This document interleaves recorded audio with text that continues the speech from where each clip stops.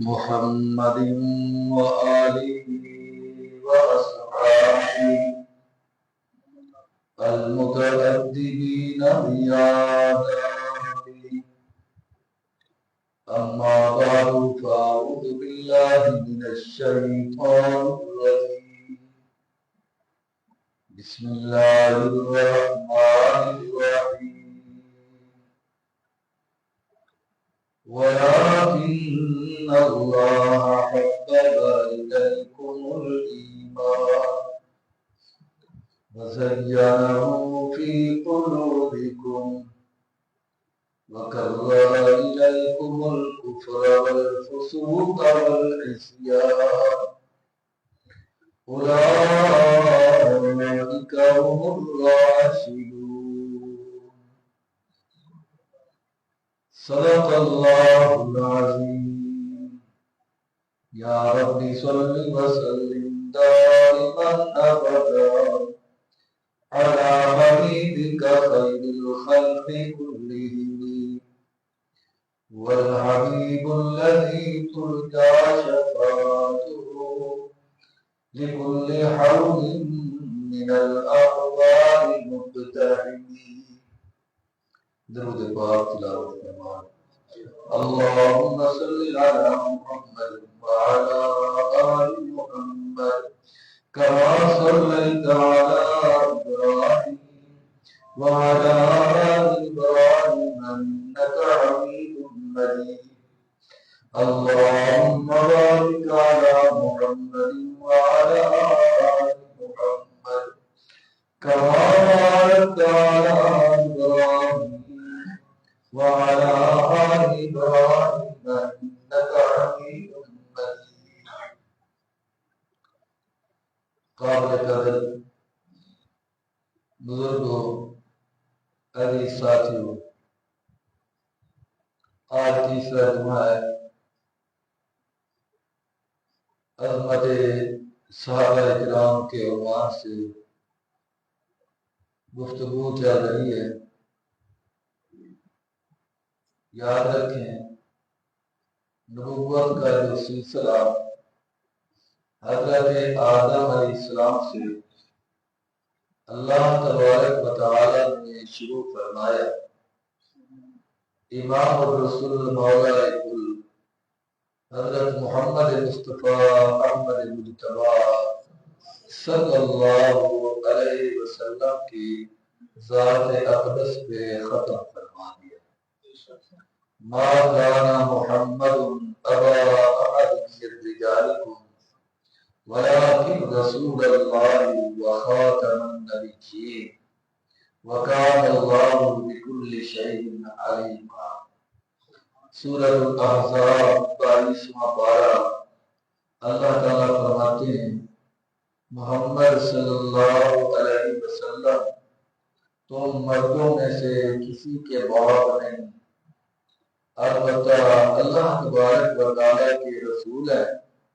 وخاتم النبیین، اور نبیوں کا سلسلہ ختم فرمانے والے ہیں.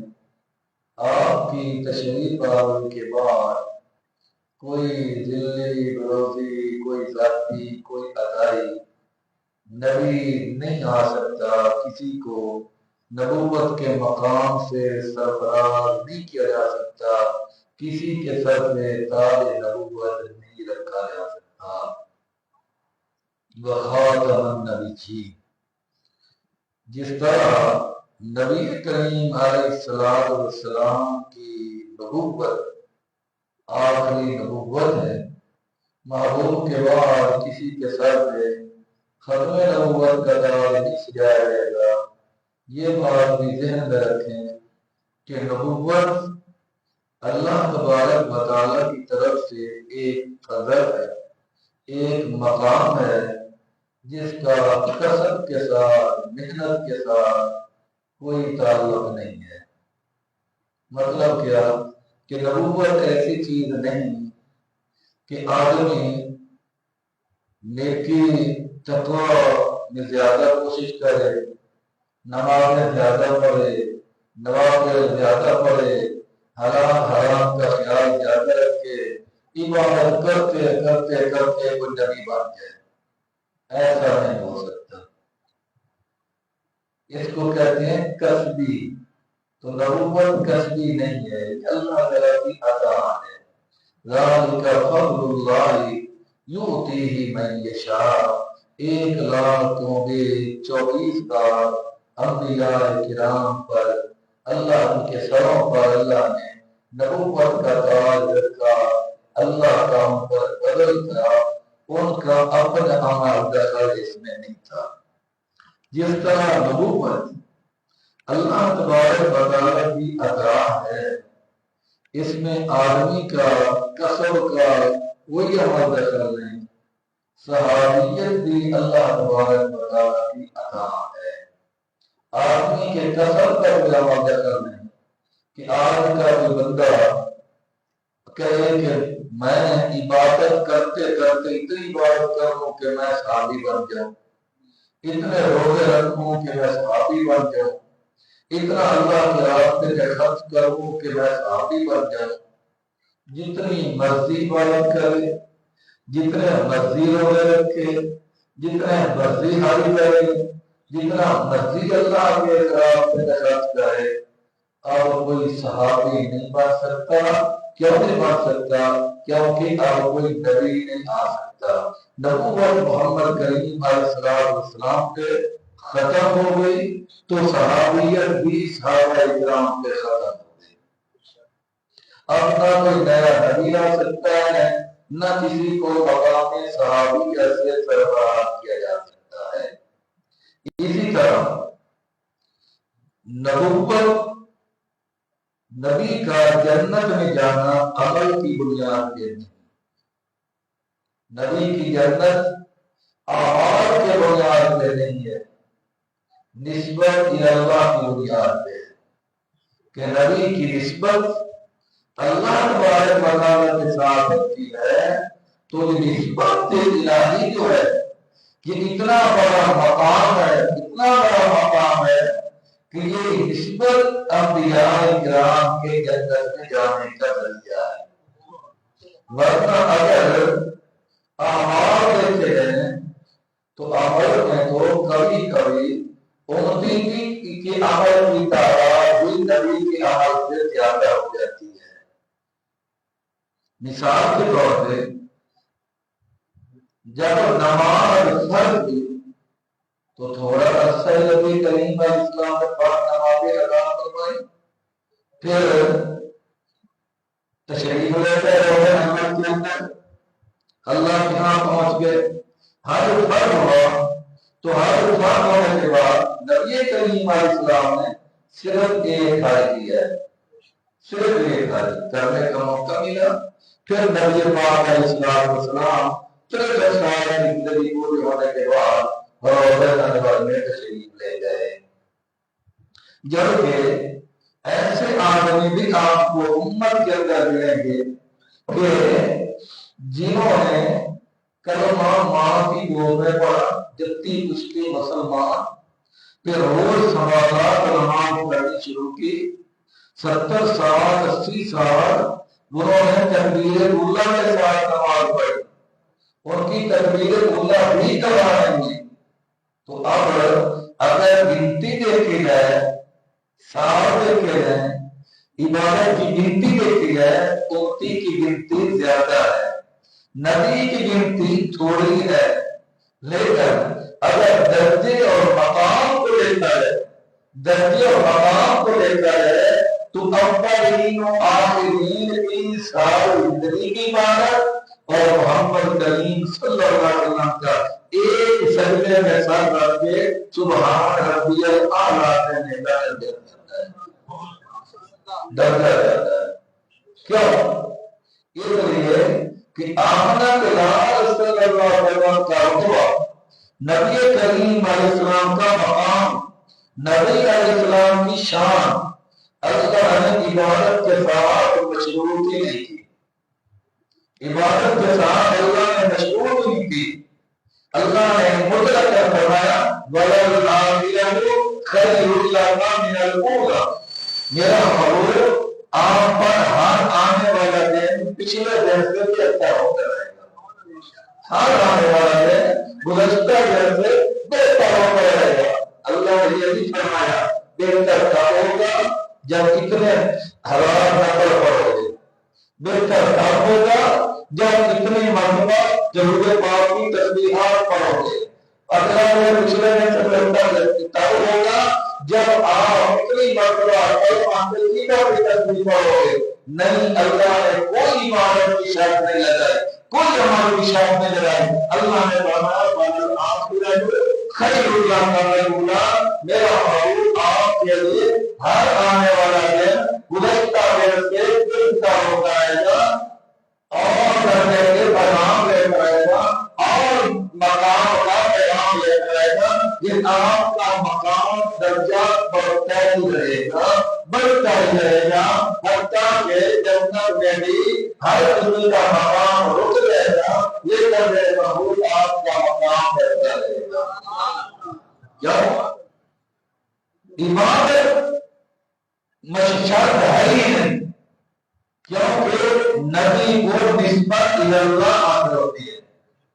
جتنے دن قیامت کے انبیاء کرام کے اعمال تولے جائیں گے، ترازو لگے گا، ہمارے عمل تولے جائیں گے، نیکیاں بھی تولے جائیں گی، گناہ بھی تولے جائیں گے، انبیاء کے اعمال نہیں تولے جائیں گے۔ کیوں؟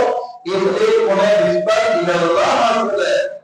اور امام اہل سنت سید نور الحسن شاہ بخاری رحمۃ اللہ علیہ فرماتے ہیں کہ انبیاء کو نسبت اللہ حاصل ہے، صحابہ اکرام کو نسبت رسول حاصل ہے، ان کو نسبت رسول حاصل ہے، اور نسبت رسول بھی اتنا بڑا مقام ہے کہ جس قیامت کے صحابہ کے اعمال بھی نہیں تولے جائیں گے، صحابہ کے اعمال بھی نہیں تولے جائیں گے، نسبت دیکھی جائے گی۔ جن جن کی نسبت محمد کریم علیہ السلام کے ساتھ کامل ہوگی، بغیر حساب کتاب کے اللہ صحابہ اکرام کو جنت عطا فرما دے گا۔ دیکھیں نبی کریم علیہ السلام نے کچھ صحابہ اکرام کو جنت دنیا میں جنت کی بشارتیں دی ہیں، تو اس میں عمل کی کوئی قید نہیں لگائی نبی پاک علیہ السلام۔ مثال کے طور پہ حضرت ابوبکر کے سمے ابوبکر فی الجنہ، عمر فی الجنہ، عثمان فی الجنہ، علی فی الجنہ، سعد فی الجنہ، سعید فی الجنہ، طلحہ فی الجنہ، زید فی الجنہ، ابو عبیدہ فی الجنہ، عبد الرحمن فی الجنہ۔ جنت، ابوبکر جنت میں، عمر جنت میں، عثمان جنت میں، علی جنت میں، سعد جنت میں، سعید جنت میں، طلحہ جنت میں، عبد الرحمن جنت میں، سعد بن ابی وقاص جنت میں، حضرت زید جنت میں۔ محبوب نے فرمایا جنت جنت جنت جنت، صاحب عمل کی قید نہیں لگائی، جس سے معلوم ہوا کہ جب قیامت کے صحابہ کا عمل اللہ کے صحابہ کی نسبت اللہ دیکھے گا، صحابہ کی نسبت اللہ دیکھے گا۔ تو اب سمجھیں، میں نے عرض کیا کہ نبی کریم علیہ السلام پر اللہ نے نبوت کا دروازہ بند کر دیا۔ اب محبوب کے بعد جو کوئی نبوت کا دعویٰ کرے گا، محبوب نے فرمایا وہ کذاب ہوگا، وہ دجال ہوگا، اس سے خود بھی بچنا، لوگوں کو بھی بچانا، وہ خود بھی جہنمی ہوگا، تمہیں بھی جہنم میں لے جانے کی کوشش کرے گا۔ خبردار، انا خاتم النبیین لا نبی بعدی، میں اللہ تعالی کے مقرر کے بعد کوئی نبی نہیں۔ تو اب جب نبی پاک علیہ السلام کے بعد کوئی نبی نہیں، تو ایک دین کے بعد کوئی دین بھی نہیں، اسلام کے بعد کوئی مذہب بھی نہیں، قرآن پاک کے بعد کوئی نئی کتاب بھی نہیں۔ قیامت تک یہی کتاب رہے گی، جس کتاب کے 30 پارے ہیں، 7 منزلیں ہیں، 555 رکوع ہیں، 114 صورتیں ہیں، کم 6,646 حروف ہیں۔ قیامت کی صبح تک یہی قرآن پاک کی کتاب ہدایت رہے گا، اس کتاب کے بعد کوئی کتاب بھی نہیں آئے۔ تو اب نبی پاک نے 23 سال محنت کی، 23 سال، 13 سال مکہ مکرمہ کے اندر، 10 سال مدینہ مکہ کے اندر، 23 سال رات دن ایک کیا، کس کے لیے کہ اسلام مشرق مغرب شمال جگہوں میں پہنچ جائے، کس کے لیے کہ دین حق کا غلبہ تمام ادیان باطلہ پر ہو جائے۔ تو نبی کریم علیہ السلام کے اوپر اللہ نے 23 سال میں قرآن پاک نازل کیا، اسلام دیا، کلمہ دیا، نماز دی اللہ نے، روزہ دیا، حج دیا، زکات دی، اور قرآن پاک دستور حیات بنا کر نبی کریم علیہ السلام کو دیا۔ تو نبی کریم علیہ السلام جب 23 سال کی زندگی پوری فرما کر دنیا سے تشریف لے جانے لگے تو محبوب نے جب یہ سارا دین صحابہ اکرام کے سپرد کر دیا کہ اب دین کی حفاظت کرنا تمہاری ذمہ داری ہے۔ اب صحابہ اکرام نے پھر قرآن پاک کی حفاظت کی، جس کا حفاظت کرنے کا حق تھا، چاہے جتنی تکلیفیں ہیں، جتنی تکلیفیں ہیں، صحابہ اکرام نے وہ تکلیفیں اٹھائیں کہ بندہ تصور نہیں کر سکتا کہ وہ انسان تھے یا وہ کیا چیز تھے۔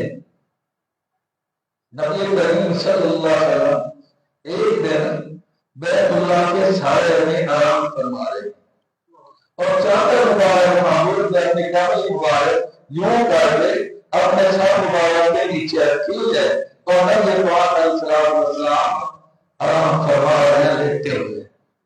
ایک صحابی رسول ہے، اب کہنے لگے یا رسول اللہ علیہ وسلم اب تو مشرکین مکہ کے ظلم کی حد ہو گئی ہے، آقا بڑے ظلم برداشت کیے ہیں، بڑے امتحان سے گزرے ہیں، آقا آپ کو دعا کر دے اللہ کے دربار میں اللہ نے تباہ و برباد کرے، ہم ان کے مظالم سے بچ جائیں۔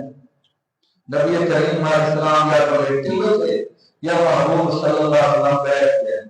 آمنہ بلال نے فرمایا بس ابھی سے بڑھا رہے ہو، حالانکہ تمہاری عمر ابھی تک وہ آرمیچیں نہیں آئی جو پہلے ان کی آنکھوں رکھنا پڑا تھی۔ پہلے لوگوں کو لوگ گڑا کھول کر دبا دیا کرتے تھے، آقا جتنا زمین کے اندر آتا چھوڑتا تھا، پھر آڑے لے کر اس آڑے سے اوپر والا حصہ کاٹ دیا کرتے تھے، نیچے والا زمین رہ جاتا تھا اور اوپر والا ان کے ہاتھ ہوتا تھا، لیکن قرآن ہوتا تھا اور نظروں کو شکنجے بنا کر انہیں قتل کیا جاتا تھا، لوہے کی کنکریاں بنا کر ان کے جسموں سے کھال ان کی اتار لی جاتی تھی اور ان کے آسمان اکٹھے ہوتے تھے اور پھر کسی آگے کے ساتھ پکڑ کر ان کی سب سے پھینک دیا جاتا تھا، لیکن اس کے باوجود ان کی زبانوں پہ ہوتا تھا لا الہ الا اللہ، میرے یارو ابھی سے گھبرا رہے ہو، ابھی تو بڑے مشکل والے کام کر رہے ہیں۔ صحابہ اکرام نے کیا یا رسول اللہ صلی اللہ علیہ وسلم وہ تو انسان ہونے کے ناطے آتا میں نے عرض کر دیا تھا، ورنہ اسلام کی حفاظت کے لیے قرآن کی حفاظت کے لیے ایک جان کیا اللہ سینکڑوں جان میں اعلان کرے، میں سینکڑوں جان میں اللہ کے راستے میں قربان کر دوں گا لیکن لا الہ الا اللہ نہیں چھوڑوں گا۔ تو یہ سمجھ لیں جس طرح میدان جنگ لگا ہوا ہو، میدان جنگ لگا ہو تو اس میں فوجیوں کے دستے ترتیب کیے جاتے ہیں۔ یوں سمجھ لو اسلام ایک محل ہے، دین مصطفیٰ ایک محل ہے، چور اس میں گھسنے کی کوشش کرتا ہے، ڈاکو اس محل کو نقصان پہنچانے کی کوشش کرتا ہے، دشمن اس محل کو نقصان پہنچانے کی کوشش کرتا ہے۔ محمد کریم علیہ السلام نے کئی دفعے اس اسلام کے محل کی حفاظت کے لیے مقرر کر دیے، جو پہلا دستہ اسلام کی حفاظت کے لیے انہیں نظر آئے گا اسی پہلے دستے کو صحابہ اکرام کے، یہ پہلا دستہ ہے جو اسلام کے قلعے کی چاروں طرف سے حفاظت کر رہا ہے، چاروں طرف سے جان جاتی ہے چلی جائے۔ حضرت ابو جندل رضی اللہ تعالیٰ یہ دفعہ میدان جہاد میں ہے تو کافروں نے براہ راست نبی کریم علیہ السلام کے تیر چلانے شروع کر دیے۔ حضرت ابو جندل سامنے آئے، اپنے آپ کو معبود کے لیے ڈھال بنایا، کہتے ہیں میرے دل میں خیال آیا اب چہرہ کافروں کی طرف کر کے کھڑا ہوں معبود کے سامنے یا کچھ کر کے کھڑا ہوں؟ کہتے ہیں میں نے چہرہ معبود کے چہرے کی طرف کیا اور کچھ کافروں کی طرف کی۔ تیر پہ تیر چلتے رہے، تیروں سے چھلنی ہو گئے۔ جب میدان جنگ ختم ہوا تو کس نے پوچھا وہ جنرل جو بہادر آدمی ہوتا ہے، شجاع آدمی ہوتا ہے، مجاہد ہوتا ہے، وہ سینے پہ تیر کھاتا ہے، وہ سینے پہ تیر کھاتا ہے، وہ پشت پہ تیر نہیں کھایا کرتا۔ تو جو اتنے تیر نہیں لگے تو پہ لگے۔ حضرت ابو جندل کی آنکھوں میں آنسو آ گئے، فرماتے میں نے بڑا سوچا تھا کہ پشت کروں گا یا چہرہ کروں، میرے عقل میں یہ بات آئی کہ اگر میں نے چہرہ کافروں کی طرف دیا تو محبوب کو پشت ہو جائے گی، محبوب کو پیٹ ہو جائے گی، اور میں یہ ادب کے خلاف سمجھتا ہوں۔ اس لیے میں چہرہ مسلمان کے چہرے کی طرف رکھتا اور کچھ کافروں کی طرف کے مر جاؤں، شہید ہو جاؤں، لیکن میری پشت محمد کریم صلی اللہ علیہ وسلم کی طرف۔ ایسے نہیں اللہ نے فرمایا اولئک هم المؤمنون حقا، یہ سکہ کا مومن ہے، یہ پکے مومن ہیں جن کے ایمان کی گواہی میں کلمہ پڑھوں گا تو میرے ایمان کے گواہ آپ ہوں گے، آپ کے کلمے کا گواہ میں ہوں گا، لیکن صحابہ کرام کے کلمے کا گواہ خدا ہے یا محمد مصطفیٰ ہے۔ میں نماز پڑھوں میرے سجدوں کے گواہ آپ ہوں، آپ کے سجدوں کا گواہ میں ہوں، لیکن صحابہ کرام جب رکوع سجدہ کرے وہ سب زیادہ صحابہ کرام کے رکوع سجدے کے گواہ یا رب ذوالجلال ہے یا میدان بدر ہو ہمارا خیبر میں خود محمد مصطفیٰ ہے۔ تو بہرحال آپ یہ کر رہا تھا نبی کریم علیہ السلام پر دعوت نبوت بند ہو گیا، لیکن دین میں قیامت تک رہنا ہے۔ اب دین کی حفاظت کے لیے، اسلام کی حفاظت کے لیے، کلمے کی حفاظت کے لیے ایسے لوگ چاہیے تھے، ایسی جماعت چاہیے تھی جو بچے فدا کروا دیتے، جو اولاد فدا کروا دیتے، وطن قربان کر دیتے، جائیدادیں قربان کر دیتے، لیکن دین کے اندر ملاوٹ اور دین پر حملہ برداشت نہ کرتے۔ اللہ نے اگر دنیا کے دلوں پہ نظر ڈالی، ایسا کون ہو سکتا ہے؟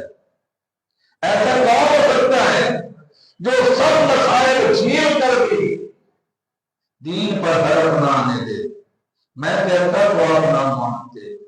مفسر قرآن حضرت عبداللہ بن مسعود رضی اللہ تعالیٰ فرماتے ہیں اللہ نے لوگوں کے دلوں پر نظر ڈالی تو جن قلوب پر اللہ کی نظر جا کر جم گئی وہ قلوب کون تھے؟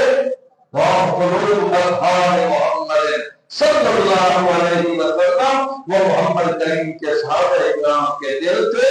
جب اللہ کی نظر ان کے ٹک گئی جم گئی تو اللہ نے اپنے محمد کریم کے لیے چن لیا، دین کی حفاظت کے لیے چن لیا۔ پھر دنیا نے نظارہ دیکھا، کون سی تکلیف تھی، کون سی آزمائش تھی جو نہیں آئی صحابہ اکرام پر۔ حضرت بلال کو ہی دیکھ لو، حضرت بلال کو ہی دیکھ لو، آنکھیں چھوٹی، ہونٹ موٹے، رنگ کالا، زبان ہے لبرت، زبان ہے لبرت، اور اس کے مقابلے میں سیدنا صدیق اکبر کا غلام تھا یہودی، اس کا نام تھا نصورہ، اتنا قابل یہیں کھڑے ہو کر چھات کو ہاتھ لگا لے، جان موٹی داڑھی، کتابوں میں لکھا ہے جو نستورہ غلام خان صدیق اکبر کا 10 آدمیوں کے مقابلے میں اکیلا کام کرتا تھا. 10 آدمیوں کے مقابلے میں کام تقسیم کر دو، یہ کام تو نے اکیلے کرنا ہے اور یہ 10 آدمی کرنا ہے. 10 آدمی بعد میں کام کر کے فارغ ہوتے تھے اور وہ نستورہ غلام پہلے فارغ ہو جاتا تھا. اتنا طاقتور، گولا چٹا، چاند جیسا تھی. لیکن حضرت بلال رنگ کے کالے صدیق اکبر نے کئی دفعہ اپنے غلام کو تربیت کی، فکر مند رہتے تھے. کہا یہ کلمہ پڑھ لیتا اتنا خوبصورت نوجوان جہنم میں نہ جاتا. لیکن وہ نستورہ غلام کہتا ہم بے کا ہے کام اور وہ چلے جتنا لینا چاہتے ہیں، ٹیکس لیں جتنا لینا چاہتے ہیں، تنخواہ جتنی کاٹیں ریکارڈ دیا کریں، لیکن مجھے یہ کلمے کی دعوت نہ دیا. غلام آپ کا ہوں لیکن کلمہ میں نہیں پڑھوں گا. پیغمبر کا ایک دن جا رہے ہیں تو حبشی غلام حضرت بلال رضی اللہ کا کوڑے لگ رہے ہیں، پاؤں میں رسیاں مکہ گلوں میں گھسیٹا جا رہا ہے، کبھی آپ کے دوروں میں لٹایا جا رہا ہے. آہار کے ترانے جاری.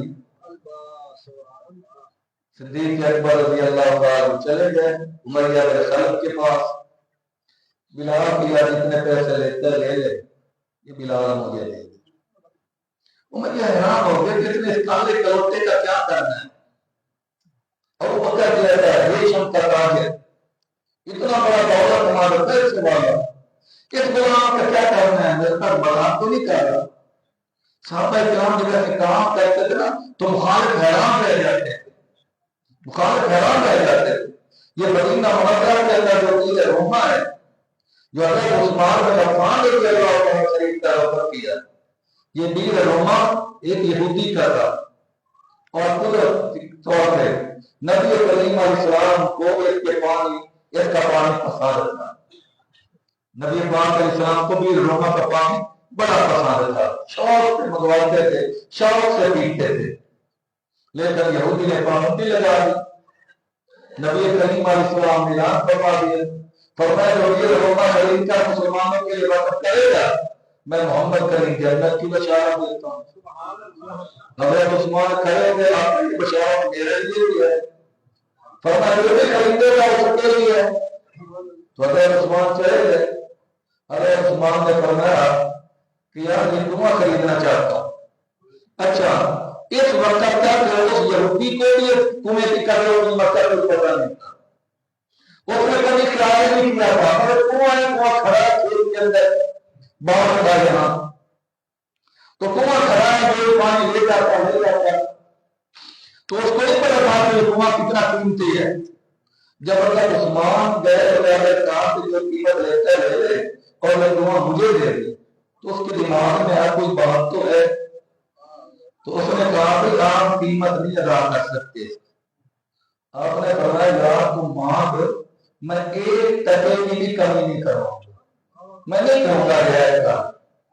تو جتنا مانگ سکتا ہے مانگ، جو میرے دماغ پہ آئے گا میں کر دوں گا. تو اس نے جتنے پیسے مانگے حضرت عثمان نے پیسے دے دیے. لیکن اس نے شرط لگایا، اس کے ذہن میں یہ آیا جب تک آج لوگ پانی بیچتے ہیں ٹیوبل وغیرہ، اس کے ذہن میں آیا کہ عثمان کنواں خرید رہا ہے تو یہ پانی بیچے گا. تاجر تو ہوئے تو بیچے گا. تو اس نے شرط لگائی کہ ایسا کرو میں آدھا کنواں بیچتا ہوں. آپ نے فرمایا کہ آدھا کس طرح درمیان میں تو دیوار کرو گے، ایک طرف پانی تمہارا ایک طرف میرا.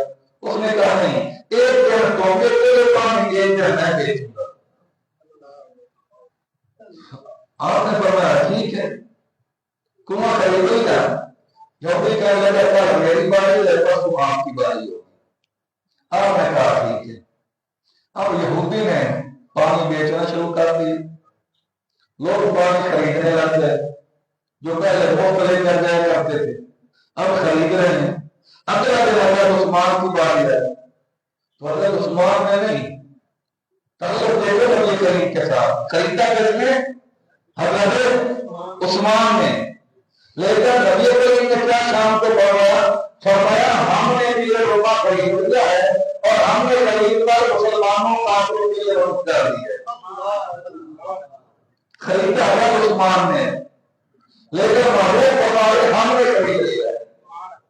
پتہ چلا عثمان کے مال کو محبوب اپنا مال سمجھتے، اور جو محبوب فرما دیتے تھے عثمان کی مجال میں کام کر دے۔ محبوب نے فرمایا کہ تمہیں کچھ کر رہی ہو، ہم نے دیر روما خرید لیا ہے اور ہم نے وقت کر لیا ہے، مسلمان غیر مسلم سارے پانی پا سکتے ہیں۔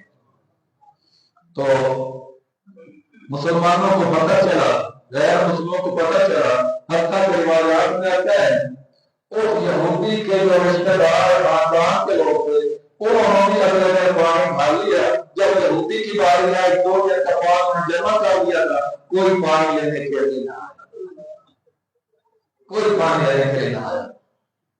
پھر بھی یہودی خود چل کر آیا، حضرت عثمان کے دروازے پہ دستک دی، حضرت عثمان نکلے، کہتا یار میں اپنا حصہ بھی بیچنا چاہتا ہوں۔ حضرت عثمان نے فرمایا ایسے نہیں میں خریدوں گا۔ کہنے لگا کیسے خریدو گے؟ فرمایا جتنا باغ ہے نا باغ بھی ساتھ کے تو پھر خریدوں گا۔ صرف کنواں نہیں، اب جو باغ ہے نا اگر باغ سمیت کنواں بیچتا ہے تو میں خریدتا ہوں، ورنہ سودا میں ہو گیا ہوتا ہے ایک دن دینا ایک دن دینا، تو پھر اس کو باغ بھی بیچنا پڑا، باغ بھی بیچنا پڑا۔ تو اب کرنے کا مقصد یہ ہے کہ کافر حیران ہو جاتے ہوئے مسلمانوں کو ہو کیا ہے، سوچتے نہیں پیسہ خرچ کرتے ہوئے۔ صدیق اکبر نے کہا یار بازار کے کتنے پیسے رہتے ہیں؟ وہ کہتا ہے بکر تو ریشم کا تاجر ہے تو اس کو کیا کرے گا؟ پر یار اس کی قدر تو نہیں جانتا، تو نہیں جانتا، تو پیسے بتا۔ اس نے بتا اتنے ہو گیا چاندی ہوگا، اتنے دینار ہوگا، اور بدلے میں تیرا مستورہ غلام ہے بدلے میں وہ بھی لوں گا، وہ بھی لوں گا۔ اتنا ہو گیا چاندی، اتنے دینار اور مستورہ غلام۔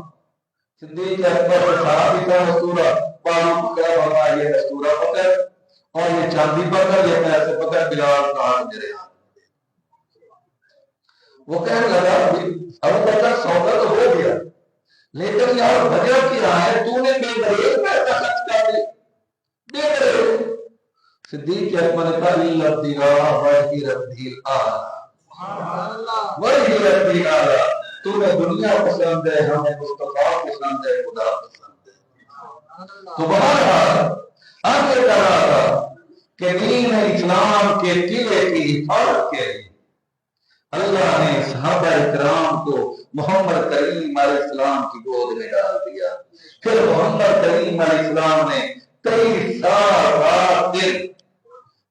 سال رات دن صحابہ اکرام پر محنت کی، صحابہ اکرام کو بنایا، صحابہ اکرام کو سجایا، صحابہ اکرام کو سنوارا، صحابہ اکرام کو مزین کیا، اور پھر 63 سال زندگی گزارنے کے بعد نبی پاک صلی اللہ علیہ وسلم دنیا سے تشریف لے گئے تو صحابہ اکرام نے اپنی جانیں قربان کر کے دین مصطفی کی حفاظت کی، حتیٰ کہ حضرت ابو ایوب انصاری رضی اللہ عنہ سفر کا مہینہ ختم ہو رہا ہے تو نبی کریم علیہ السلام اس مہینہ ہجرت بھی تو فرمائیں، ہجرت فرما کر نبی تجربہ کے اندر جس بات کا قیام کیا وہ بات ہے ابو ایوب انصاری رضی اللہ عنہ کا، غریب صحابی تھا، غریب صحابی تھا، لیکن لوگ محبوب کے سامنے ہاتھ باندھے ہوئے تھے،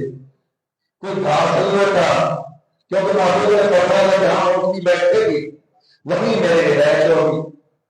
بھی ہوتی وہ حضرت ابو مسعود کے دروازے کے سامنے بیٹھ جب بیٹھ گئی حضرت ابو مسعود جلدی سے دوڑ کے جائے اونٹی کے طرف پلاوا اتارا اور اپنے گھر چلے گئے۔ صحابہ کرام کو کہتے آقا میرے ہاتھ شریف ہے، چلو آقا میرے ہاتھ شریف ہے۔ محبوب نے فرمایا جس گھر میں نبی کا پلاوا جاتا ہے نبی اسی کا یہ جس کو موقع ملنا تھا مل گیا، جس کو یہ مقام ملنا تھا مل گیا۔ پھر حضرت ابو ایوب انصاری کی محبت دیکھو، 2 منزلہ مکان ہے، اب کیا یا رسول اللہ صلی اللہ علیہ وسلم، آپ اوپر والے سے تشریف لے جائیں، ہم آپ کے پاؤں کے نیچے رہیں گے، آپ کے پاؤں کی نسبت ہمیں نصیب ہو جائے، آپ اوپر تشریف فرمائیں۔ محبوب نے فرمایا نہیں، تم اوپر رہو گے، میں نیچے رہوں گا۔ یا رسول اللہ کس طرح ہوگا؟ محبوب نے فرمایا ہے مجھے ملنے کے لوگ آئے، عام ضرورت رہے گی لوگوں کی، تم کو اوپر جانے نیچے اترنے میں تکلیف ہوگی، اس لیے میں امت کی تکلیف برداشت نہیں کرتا، میں نیچے رہوں گا، لوگ آرام سے نیچے آئیں گے، ملیں گے، جائیں گے، آپ اوپر رہو۔ تو حضرت ابو ایوب انصاری اوپر ہے، روایت میں آتا ہے کبھی بھی ابو ایوب انصاری سوئے نہیں، گھر والی کبھی یاد چلتے تھے تو آہستہ آہستہ کہ ہماری قدموں کی آواز سے نیچے نہ جائے آمنہ کے لازم کرام میں خلل نہ، جن کو محمد کریم کے آرام کا اتنا خیال تھا، اتنا خیال تھا، وہ میرے بھائی منافق نہیں ہو سکتے، وہ منافق نہیں ہو سکتے، وہ مخلص تھے۔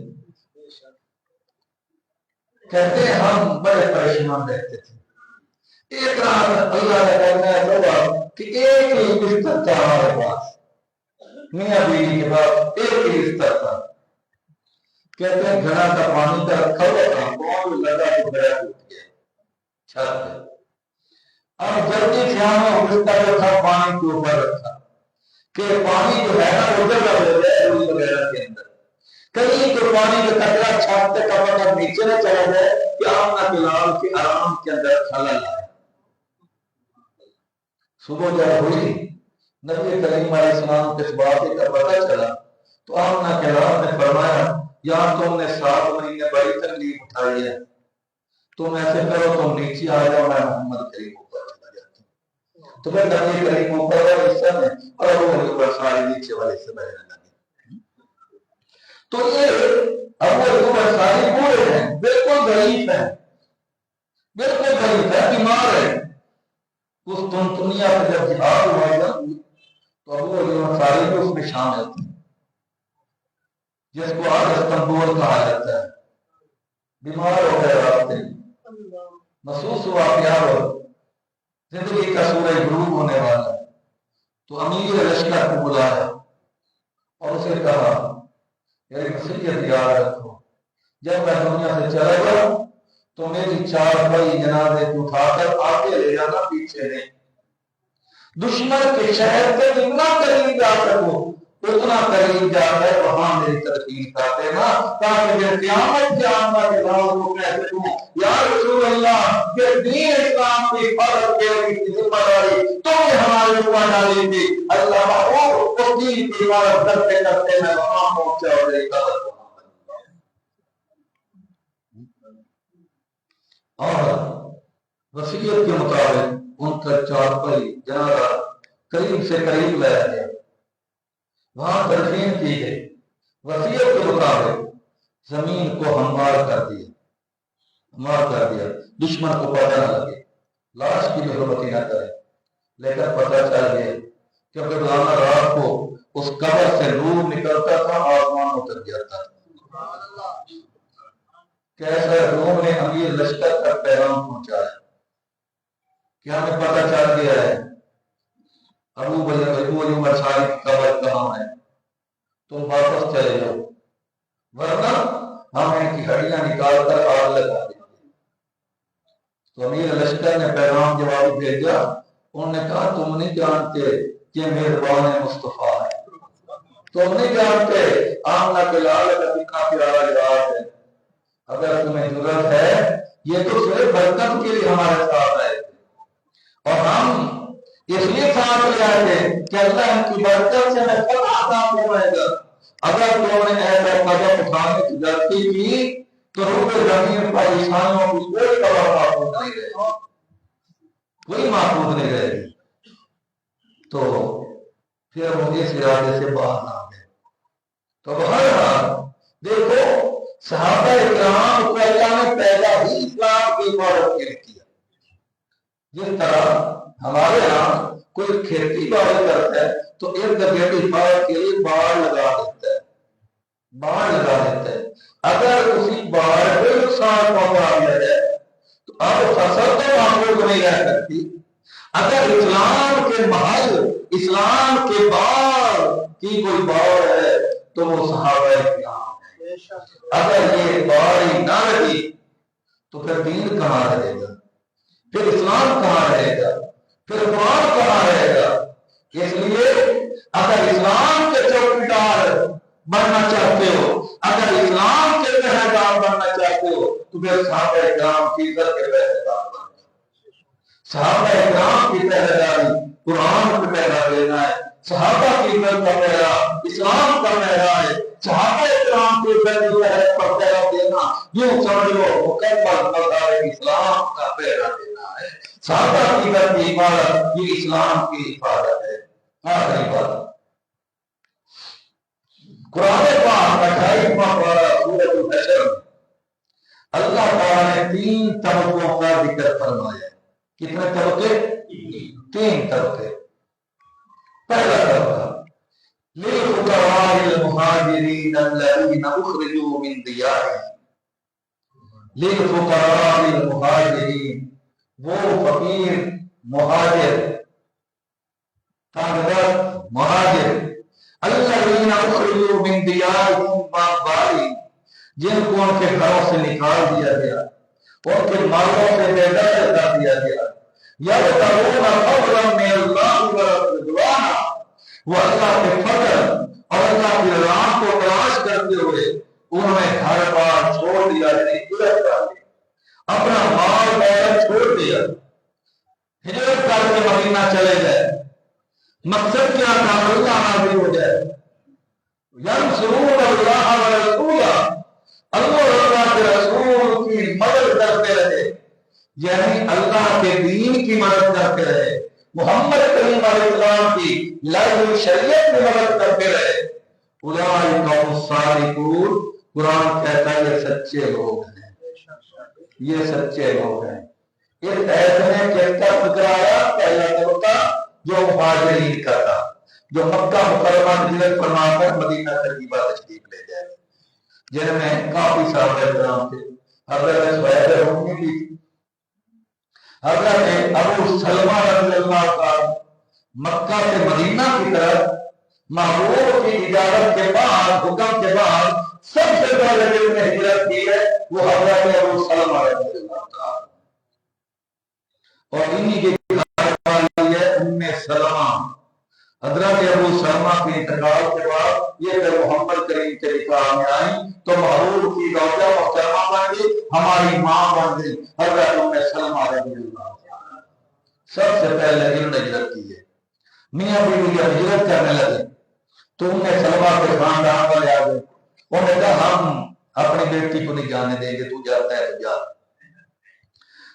گھر والے چھوٹ گئے، ایک بچہ تھا، اب اپنے رشتہ دار آ گئے کہ ہمارے خاندان کی نشانی ہے، وہ اس کی ماں کو چھین لیا۔ اکیلے حضرت ابو سلمہ جو تھے وہ ہجرت فرما کر مدینہ طیبہ تشریف لے گئے۔ یہ پر اللہ تبارک و تعالیٰ نے قرآن پاک کے اندر ان کی تعریف فرمائی۔ تو بہرحال بات لمبی نہ ہو جائے، پہلے اللہ نے مہاجرین کا ذکر کیا اور ساتھ نتیجہ نکالا والصادقون، یہ سچے لوگ ہیں۔ دوسری آیت میں فرمایا والذین تبوأوا الدار والایمان من قبلهم یحبون من ہاجر الیہم ولا یجدون فی صدورہم حاجہ ومن یوق شح نفسہ، فرمایا کہ وہ لوگ جنہوں نے مہاجرین کو ٹھکانہ دیا، مکان دیے، جائیداد میں حصہ دیا۔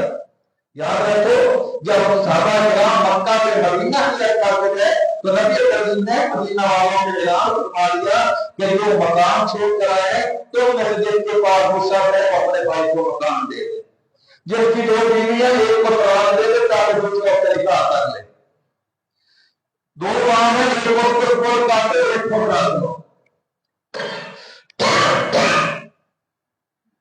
لیکن جب اللہ نے پھر فتح عطا فرما دی تو پھر نبی کریم علیہ السلام فرمایا بھائی جس نے تمہارے اوپر احسان کیے تھے، زمین دی تھی واپس کر دو، بازار دیے تھے واپس کر دو، جناب میں حصہ بنایا تھا واپس کر دو، سب نے واپس کر دیے۔ ایک رہ گئی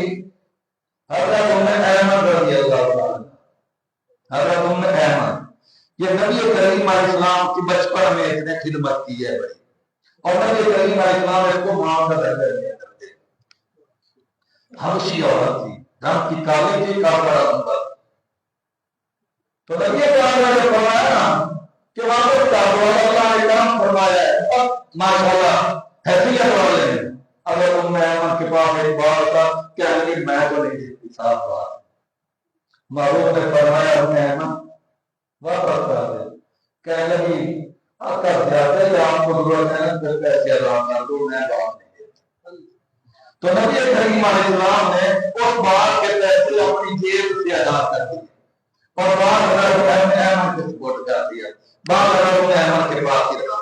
تو بات میں سے بات نکل آتی ہے، فرمایا پہلے مہاجرین اولئک الصادقون سچے، والذین اتارا ان کو ٹھکانہ دینے والے، ان سے خط کرنے والے، بغیر دل میں تنگی محسوس کیے۔ اللہ کہتے ہیں اولئک المفلحون، یہ بڑا پانے والے۔ مہاجرین کو فرمایا صادقون، انصار کو فرمایا مفلحون۔ اب آگے آپ کی اور میری باری قیامت تک نہیں ہوگی۔ تیسرا کیا ہوگا؟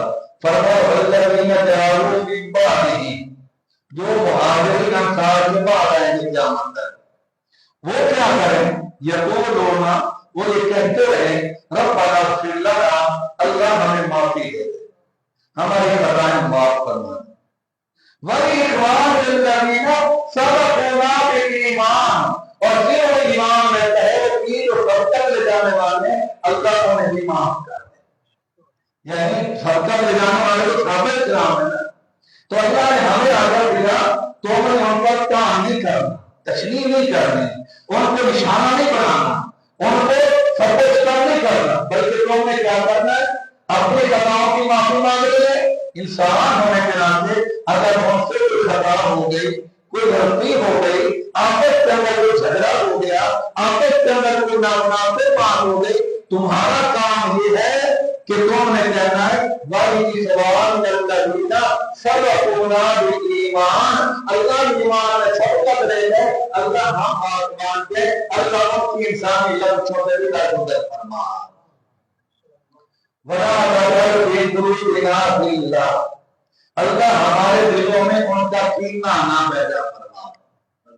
وَلَا تَجْعَلْ فِي قُلُوبِنَا غِلًّا، اللہ ہمارے دلوں میں ان کا کینہ نہ رکھ، یہ کیا؟ لِلَّذِينَ آمَنُوا، ایمان لے آئے، ایمان والوں کا کینہ ہمارے دل میں نہ آئے، ایمان والوں کی نفرت ہمارے دل میں نہ آئے، ایمان والوں کا بغض ہمارے دل میں نہ آئے۔ وَلَا تَجْعَلْ فِي قُلُوبِنَا غِلًّا لِلَّذِينَ آمَنُوا رَبَّنَا، اے ہمارا پروردگار اِنَّكَ رَءُوفٌ رَحِيمٌ، تو مہربان ہے، رحم کرنے والا ہے۔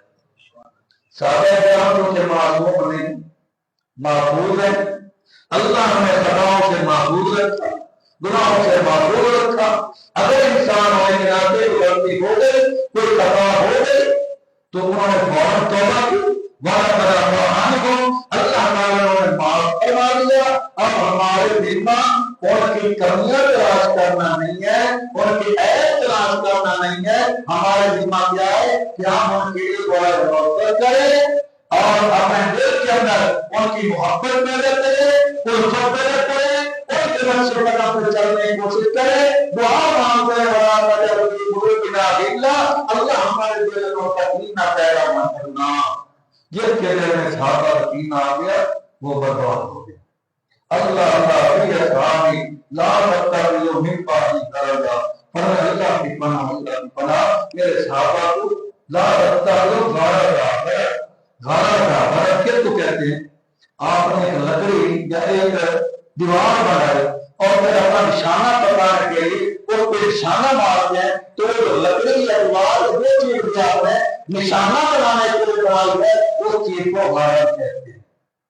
تو فرمایا لا تتخذوا غرضا، میرے صحابہ کو دیوار نہ بنانا جس کو سیر کرو، میرے صحابہ کو لکڑی نہ بنا لینا کہ جس پر زبان کے رشتے چلاؤ، نانا ہمارا ربا پر محبت کرتا ہوں، میری محبت پر محبت ہوگی، وہاں اللہ کو بھی کرتا ہوں، جو مجھ سے گزر رکھے گا وہ سے گزر رکھے گا، من اذاہم فقط اذانی، جس نے میرے صحابہ کو تکلیف پہنچائی اس نے مجھے تکلیف